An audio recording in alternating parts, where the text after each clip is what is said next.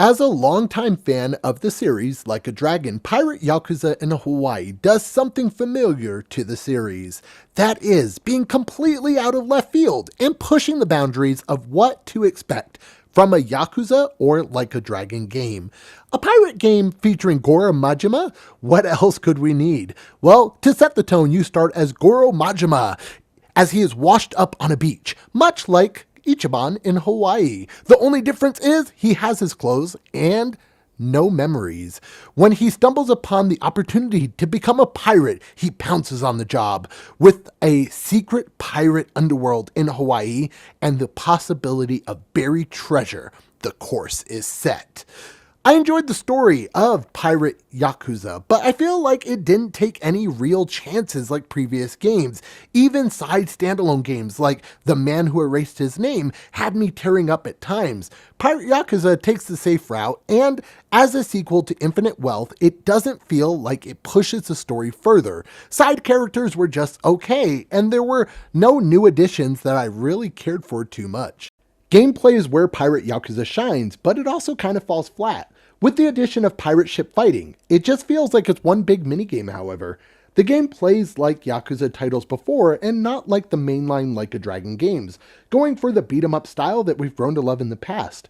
After getting your pirate ship, you are tasked with assembling a crew, which is just mostly made up of side characters from sub-stories in the Like a Dragon series. Upgrading your ship with the money you gather from treasures you find on the high seas. That's the only pirate accent you're going to get. Once ready, you take on the Pirate Coliseum to push your pirate rank further, all while trying to find the Esperanza treasure. Pirate battles mainly go with you shooting a machine gun at a ship and trying to get into position so you can fire your cannons or ram the enemy ship to do massive damage. This also maintained its level of fun throughout the 30 hours that I played of the game. Once the ship is damaged, you can then board the ship and do a deck battle, which is mostly just you doing a beat 'em up style game on the actual ship itself. When you are not doing this, you are completing side sub-stories to get crew members, or completing the same mini-games from all the previous games to get treasures, to buy upgrades for your ships, or new abilities. We also got this, which I don't even know how to explain it, but it's a sub-story. Watch it for yourself. It's a vicious cycle that, while fun, doesn't feel like anything new. Yes, the pirate battles are fun, but that being the bread and butter of a 30-hour platinum made it kind of feel stale at times.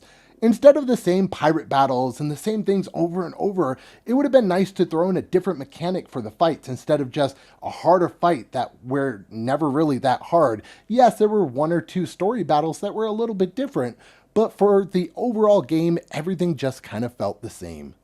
Now, on to glitches and bugs.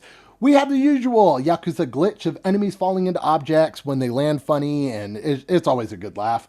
Objects floating in the air. Ooh, spooky. I was playing the game in English because I've played the Like a Dragon series in English due to some of the voice cast. And some characters would speak Japanese, and then the next time they would talk, it would be in English. Or even mid-sentence, they would switch it to English.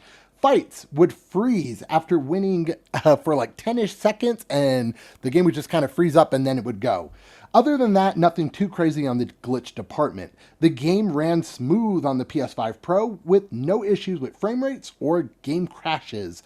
I would give Like a Dragon Pirate Yakuza in Hawaii a 7 out of 10.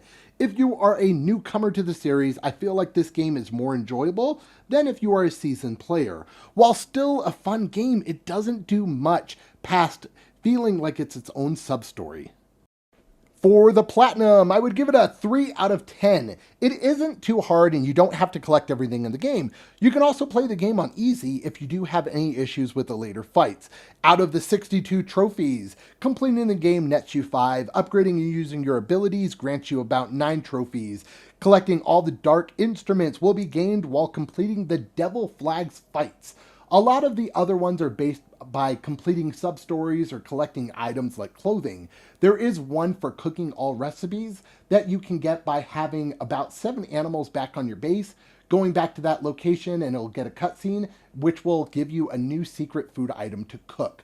Also, this secret fight can be found by completing all battles in the Pirate Coliseum. Once you unlock the secret fight, that will net you probably the hardest trophy to get. That is it for me. If you have any questions about the game, let me know in the comments down below. As always, thank you so much for watching. This is Chris with Platinum Reviews. Don't forget to hit that like button and subscribe to the channel for more Platinum Review goodness. As always, keep getting those trophies, and I'll catch you on the next video.